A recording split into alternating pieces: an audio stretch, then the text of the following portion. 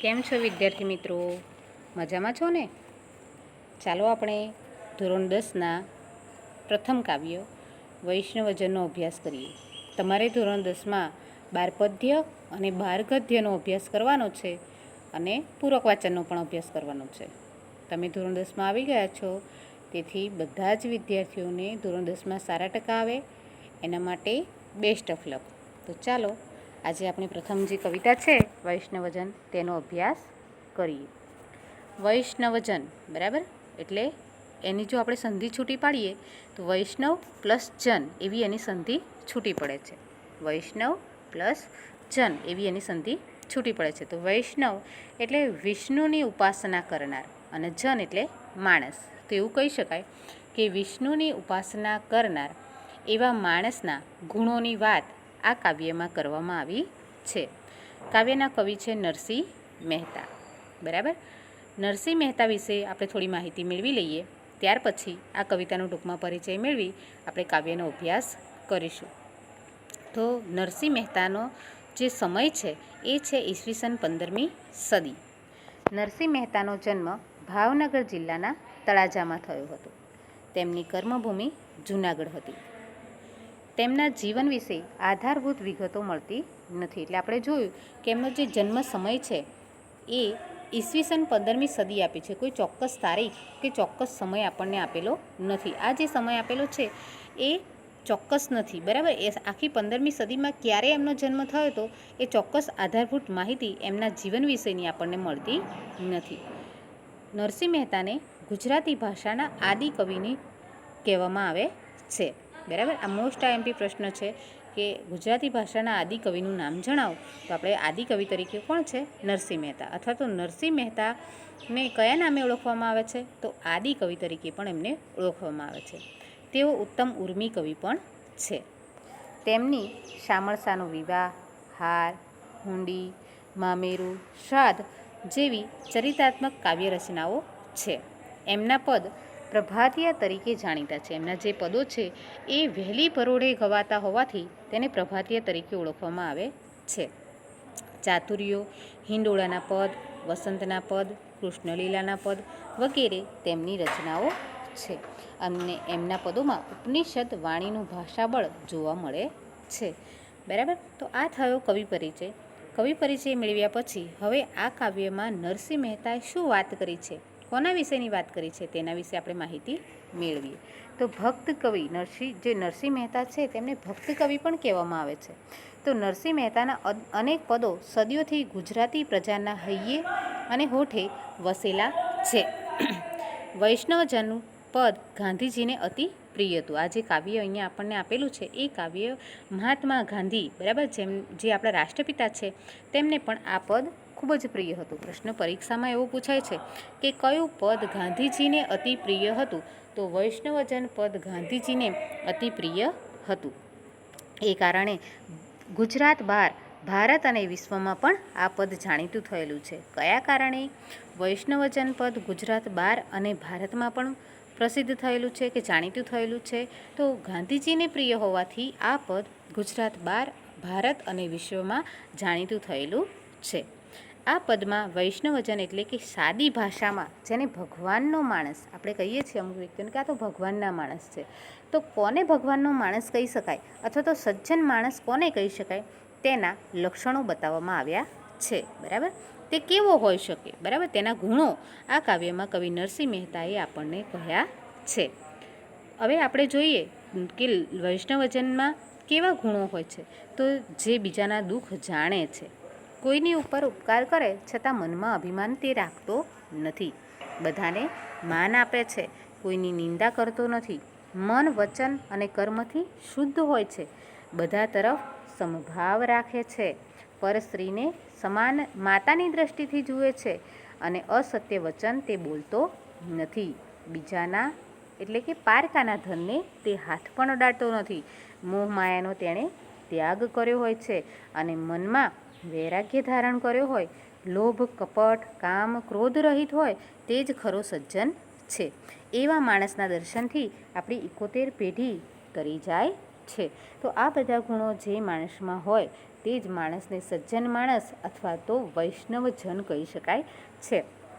તો હવે આપણે વિસ્તૃત રીતે જોઈએ કે વૈષ્ણવજન કોને કહી શકાય તેની આપણે સમજૂતી મેળવીએ. અને સમજૂતી મેળવતા પહેલાં આપણે કાવ્યનો રાગ શીખી લઈએ. જો કાવ્યનો રાગ, કાવ્યનું ગાન આપણને આવડતું હશે, કાવ્ય આપણને આવડતી હશે, તો તેના જે સવિસ્તર પ્રશ્નો છે એ પણ આપણે સરળતાથી તૈયાર કરીશું અને કાવ્યની સમજૂતી પણ સરળતાથી મેળવી શકીશું. તો ચાલો બધા જ વિદ્યાર્થીઓએ ધ્યાનથી કાવ્યનો રાગ સાંભળવાનો છે અને કાવ્યને ગાવાની છે. બરાબર? તો ધ્યાનથી સાંભળજો. વૈષ્ણવજન તો તેને રે કહીએ છે, પીડ પરાઈ જાણે રે, પર દુખે ઉપકાર કરે તોય મન અભિમાન ના આણે રે. વૈષ્ણવજન તો તેને રે કહીએ છે, પીડ પરાઈ જાણે રે, પર દુખે ઉપકાર કરે તોય મન અભિમાન ના આણે રે.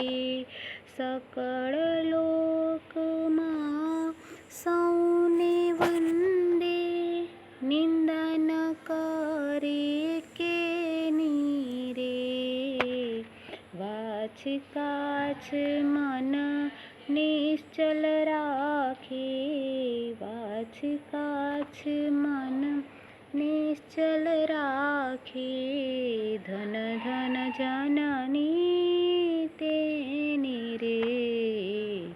વૈષ્ણવજન તો તેને રે કહીએ, સમદ્રષ્ટિને તૃષ્ણા ત્યાગી, પર સ્ત્રી જેને માતરે, જીહવા થકી અસત્ય ન બોલે, જીહવા થકી અસત્ય ન બોલે, પર ધન નવ ચાલે હાથ રે. વૈષ્ણવજન તો તેને રે કહીએ, મોહ માયા વ્યાપે નહીં તેને, દ્રઢ વૈરાગ્ય જેના મન મારે, રામ નામ શું તાળી રે લાગી, રામ નામ શું તાળી રે લાગી, સકળ તીરથ તેના તન મારે.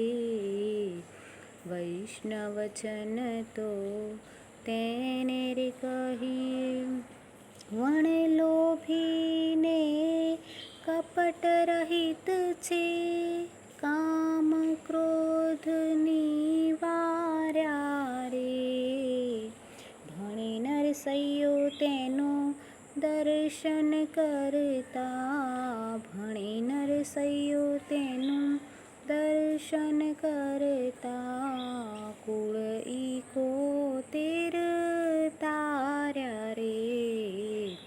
વૈષ્ણવજન તો તેને રે કહીએ. આ રીતે તમારે સરસ રીતે કાવ્યગાન કરવાનું છે અને એને તૈયાર કરવાનું છે, જેથી તમે સરળતાથી કાવ્ય સમજૂતી મેળવી શકો. તો ચાલો હવે આપણે કાવ્યની સમજૂતી મેળવીએ. તો કવિ નરસિંહ મહેતાએ કાવ્યની શરૂઆતમાં કહ્યું છે કે વૈષ્ણવજન તો તેને રે કહીએ એવું કહી અને કાવ્યની શરૂઆત કરી છે. એટલે કવિ કહેવા માંગે છે કે વૈષ્ણવજન તેને કહી શકાય જે પીડ પરાઈ જાણે રે. પીડ એટલે કે પીડા, પરાઈ એટલે બીજાની, જાણે એટલે જાણે છે. તો વૈષ્ણવજન તેને કહી શકાય જે બીજાની પીડાને જાણે છે અથવા તો સમજી શકે છે. આગળ કહ્યું છે કે પર દુઃખે ઉપકાર કરે તો, એટલે કે છે કે બીજાના દુઃખ પર એ ઉપકાર કર્યાનું, બીજા ઉપર એટલે બીજા વ્યક્તિનું દુઃખ દૂર કર્યાનું તે પોતે મનમાં અભિમાન આવવા દેતો નથી. પોતે બીજાનું દુઃખ દૂર કરે છે પણ તે દુઃખ દૂર કર્યાનું અભિમાન તે પોતાના મનમાં આવવા દેતો નથી. આગળ કહે છે કવિ કે સકળ લોકમાં સૌને વંદે, એટલે કે છે કે સમગ્ર વિશ્વમાં તે સૌને વંદન કરે છે. વૈષ્ણવજન પૂરા વિશ્વમાં બધાને તે વંદન કરે છે.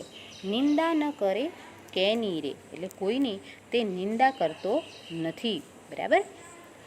વાચ કાચ મન નિશ્ચલ રાખે, એટલે કે છે તે વાણી ચારિત્ર્ય, વાચ એટલે વાણી, કાચ એટલે ચારિત્ર્ય અને મન, બરાબર, તે વાણી ચારિત્ર્ય અને મનને નિશ્ચલ રાખે છે, એટલે કે નિર્મળ રાખે છે.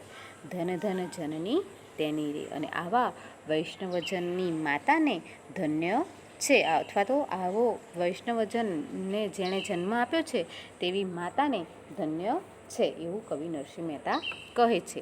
આગળ જોઈએ તો કવિ કહે છે કે સમદ્રષ્ટિને તૃષ્ણા ત્યાગી. કવિ નરસિંહ મહેતા કહે છે કે સમદ્રષ્ટિને તૃષ્ણા ત્યાગી, તે કેવો છે? સૌની તરફ તે સમાન દ્રષ્ટિ રાખે છે, સમાન દ્રષ્ટિ રાખે છે અને તૃષ્ણા ત્યાગી છે. તૃષ્ણા એટલે લાલસા, બરાબર. તો તેણે તૃષ્ણાઓ એટલે લાલસાઓનો, લાલચનો તેણે શું કર્યું છે? ત્યાગ કરે છે. તે સૌની તરફ સમાન દ્રષ્ટિ રાખે છે અને તૃષ્ણા એટલે કે લાલસાઓનો તેણે ત્યાગ કર્યો છે. પરસ્ત્રી જેને માતરી, અને પારકી સ્ત્રીને વૈષ્ણવજન માતા સમાન ગણે છે. આગળ કહે છે જીહવા થકી અસત્ય ન બોલે. જીહવા એટલે જીભ, તે પોતાની જીભથી થકી એટલે વડે, તે પોતાની જીભ વડે ક્યારેય અસત્ય બોલતો નથી. પર ધન નવ ચાલે હાથ રે, અને પારકાના ધનને તે હાથ પણ અડાડતો નથી. આગળ વૈષ્ણવજનના ગુણો વર્ણવતા નરસિંહ મહેતાએ કહ્યું છે કે મોહ માયા વ્યાપે નહીં તેને, એટલે કે છે કે જેના મનમાં મોહ માયા વ્યાપી શકતા નથી, એવું કે છે. દ્રઢ વૈરાગ્ય જેના મનમાં રહે, એના મનમાં તો દ્રઢ વૈરાગ્ય જોવા મળે છે. રામ નામ શું તાળી રે લાગી, કે છે કે જેને રામ નામની જ લગ્ની લાગી હોય છે, સકળ તીર્થ તેના તનમાં રે. એવા વૈષ્ણવજનના તનમાં બધા જ તીર્થસ્થાન એના તનમાં છે, એવું નરસિંહ મહેતા કહે છે. નરસિંહ મહેતા આમાં ફરી આપણે આ પંક્તિ જોઈએ તો મોહ માયા કહે છે કે વૈષ્ણવજનના મનમાં મોહ માયા વ્યાપી શકતા નથી, તેના મનમાં તો દ્રઢ વૈરાગ્ય જ હોય છે. તેને રામ નામની લગ્ની લાગી હોય છે. એવા વૈષ્ણવજનના તનમાં બધા જ તીર્થ સ્થાન રહેલા છે. પછી આગળ કહે છે કે વણલોભીને કપટ રહિત છે. નરસિંહ મહેતા કહે છે કે વૈષ્ણવજન એ વણલોભી છે, લોભ વગરનો. વણ લોભી બે શબ્દ છે. વણ એટલે વગરનું અને લોભી એટલે લોભ, તે લોભ વગરનો, અને કપટ રહિત એટલે કપટ વગરનો છે, તે કપટ કરતો નથી. કામ ક્રોધની વાર્યા રે, એવું કે છે. તેણે કામ અને ક્રોધ પર, બરાબર, એટલે કે છે કામના અને ક્રોધ ઉપર તેણે નિવાર્યા રે એટલે વિજય મેળવ્યો છે. આગળ કે છે ભણે નરસૈયો તેનું દર્શન કહેતા, એટલે કે છે નરસિંહ મહેતા કહે છે ભણે એટલે કહે, બરાબર. તો નરસિંહ મહેતા કહે છે કે આવા વૈષ્ણવજનના દર્શન કરવાથી કુળ 71 તાર્યા રે, 71 કુળ તરી જાય છે, એવું નરસિંહ મહેતા કહે છે. તો ફરીથી આપણે એક વખત સામાન્ય ઝલક જોઈ લઈએ તો નરસિંહ મહેતા કહે છે કે વૈષ્ણવજન તેને કહી શકાય જે બીજાના દુઃખને જાણે છે અને પોતે બીજાના દુઃખ દૂર કરે છે, તેમ છતાં મનમાં અભિમાન આવવા દેતો નથી. સમગ્ર વિશ્વમાં તે સૌને વંદન કરે છે અને કોઈની નિંદા કરતો નથી. તે પોતાની વાણી ચારિત્ર્ય મનને નિશ્ચલ રાખે છે, તે અને આવા વૈષ્ણવજનની માતાને ધન્ય છે. તે સૌની તરફ સમાન દ્રષ્ટિ રાખે છે અને લાલસાઓનો તેણે ત્યાગ કર્યો છે. તે પારકી સ્ત્રીને માતા સમાન ગણે છે અને પોતાની જીભથી તે ક્યારેય અસત્ય વચન બોલતો નથી અને પારકા ધનને તે હાથ પણ અડાડતો નથી. આગળ કહે છે નરસિંહ મહેતા કે તેના મનમાં મોહ માયા વ્યાપી શકતા નથી અને તેના મનમાં તો શું હોય છે? માત્ર દ્રઢ વૈરાગ્ય હોય છે. તેને તો રામ નામની ધૂન લાગી હોય છે, લગ્ની લાગી હોય છે, અને આવા વૈષ્ણવજનના તનમાં શરીરમાં બધા જ તીર્થો હોય છે. તે વૈષ્ણવજન વણલોભી એટલે કે લોભ વગરનો અને કપટ વગરનો છે. તેણે કામ ક્રોધ પર વિજય મેળવ્યો છે. નરસિંહ મહેતા નરસૈયું એટલે નરસિંહ મહેતા ભણે એટલે કહે છે. નરસિંહ મહેતા કહે છે કે આ જે ગુણો દર્શાવેલા છે એવા વૈષ્ણવજનના દર્શન કરવાથી 71 કુળ તરી જાય છે. તો તમને કાવ્ય સમજાઈ ગયું હશે અને આ કાવ્ય નરસિંહ મહેતાના શ્રેષ્ઠ પદોમાંથી લેવામાં આવેલ છે. પ્રશ્ન પૂછાય છે કે વૈષ્ણવજન કાવ્ય શામાંથી લેવામાં આવેલું છે? તો વૈષ્ણવજન કાવ્ય નરસિંહ મહેતાના પદોમાંથી લેવામાં આવેલું છે. અથવા એવો પ્રશ્ન પૂછાય કે વૈષ્ણવજન પદ શામાંથી લેવામાં આવેલું છે? તો વૈષ્ણવજન પદ નરસિંહ મહેતાના શ્રેષ્ઠ પદોમાંથી લેવામાં આવેલું છે. હવે આપણે કાવ્યના જે શબ્દાર્થ છે એ આપણે જોઈ લઈએ. તો જન એટલે માણસ અથવા તો વ્યક્તિ, બરાબર. વૈષ્ણવજન એમાં જન શબ્દ જે જોડાયેલો છે, જો જનનો અર્થ થાય છે માણસ અથવા તો વ્યક્તિ. સકળ એટલે બધું અથવા તો સઘળું, બરાબર. પીડ એટલે પીડા, દુઃખ, દર્દ એવું પણ કહી શકાય. પરાયું એટલે બીજાનું, પારકું, બરાબર. તૃષ્ણા એટલે લાલસા, ઈચ્છા, બરાબર. પછી જનની એટલે જન્મ આપનારી માતા. આ જનની શબ્દ છે એમાં જન્મ આપનારી માતા એવો શબ્દ સમૂહ જો પૂછાય તો તમે જનની એવું અથવા તો જનેતા એવું લખી શકો છો. જીહવા એટલે જીભ અને અહીંયા જીહવા શબ્દ વાણીના અર્થમાં કાવ્યમાં પ્રયોજાયેલો છે. તન એટલે શરીર અથવા તો દેહ, કાયા, બરાબર. પછી વણલોભી એટલે લોભ વગરનું. આ કાવ્યના થયા સમાનાર્થી શબ્દો. હવે કાવ્યમાં આવતા તળપદા શબ્દો આપણે જોઈ લઈએ. તો કાવ્યમાં આવે છે આણે એટલે કે લાવે, બરાબર. તળપદો શબ્દ છે આણે, બરાબર. તો આણેનો અર્થ થાય છે લાવે. વાચ એટલે વાણી. કાચ એટલે કાછડી. કાચ શબ્દનો અર્થ થાય છે કાછડી, પણ અહીંયા કાવ્યમાં કાચ શબ્દનો અર્થ ચારિત્રના રૂપમાં લેવામાં આવ્યો છે. ધન એટલે ધન્ય અથવા તો ભાગ્યશાળી, બરાબર. પછી નવ એટલે ના અથવા તો નહીં, બરાબર. નવ ઝાલે હાથરે એટલે નવ એટલે ના, નકારના હાથમાં નવ વપરાયેલું છે. પછી ભણે એટલે કહે અથવા તો બોલે, બરાબર. ઝાલે એટલે પકડે અથવા તો લે. કેની એટલે કોઈની, બરાબર. પછી જે વિરુદ્ધાર્થી શબ્દો છે એમાં શબ્દ છે ઉપકાર, બરાબર. તો આપણે ખાસ ધ્યાન રાખવાનું છે જ્યારે આપણે વિરુદ્ધાર્થી શબ્દો લખીએ છીએ ત્યારે વિરુદ્ધી અર્થ લખતી વખતે બંને શબ્દની વચ્ચે આ ગુણાકારની નિશાની આપણે કરવાની હોય છે. આ રીતે ગુણાકારની નિશાની વિરુદ્ધાર્થી શબ્દોમાં લખવાની હોય છે, બરાબર. અને સમાનાર્થી લખીએ છીએ ત્યારે સમાનાર્થી, તળપદા એવા અર્થ જ્યારે લખીએ છીએ ત્યારે આપણે ખાલી નિર્દેશક ચિહ્ન, યોજક ચિહ્નનો ઉપયોગ કરીએ છીએ. હવે વિરુદ્ધાર્થી શબ્દો જોઈ લઈએ. તો ઉપકાર તો અપકાર, અસત્ય તો સત્ય, વણલોભી તો લોભી અને અભિમાન તો નિરભિમાન, બરાબર. પછી રૂઢિપ્રયોગ આપેલો છે અહીંયા કે તાળી લાગવી તો એક તાન થવું. તમારે રૂઢિપ્રયોગ જે પરીક્ષામાં પૂછાય છે તેમાં રૂઢિપ્રયોગનો અર્થ આપવાનો હોય છે અને તેમાં તમને 3 ઓપ્શન આપેલા હોય છે. એમાંથી સાચો ઓપ્શન તમારે કયો છે એ તમારે જોવાનો હોય છે. હવે આગળનો આપણો વ્યાકરણનો ટોપિક છે શબ્દ સમૂહ માટે એક શબ્દ આપો. તો લોભ વગરનું એટલે વણલોભી અને સમાન દ્રષ્ટિ રાખનાર એટલે સમદ્રષ્ટિ, બરાબર.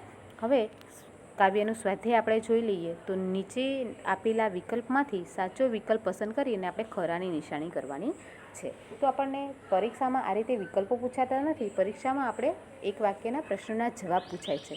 તો આ જે વિકલ્પો છે એ વિકલ્પોને આપણે એક વાક્યના પ્રશ્નના જવાબ સ્વરૂપે નોટબુકમાં લખવાના છે. તો પહેલો આપણો પ્રશ્ન છે કે નીચેનામાંથી કઈ બાબત વૈષ્ણવજનને લાગુ પડતી નથી? તો 4 ઓપ્શન છે કે બીજાના દુઃખને સમજે છે, નિરભિમાની હોય છે, અભિમાની હોય છે, કોઈની પણ નિંદા કરતા નથી. તો આ 4માંથી કયો સાચો આવશે? તો વૈષ્ણવજનને કઈ બાબત લાગુ પડતી નથી?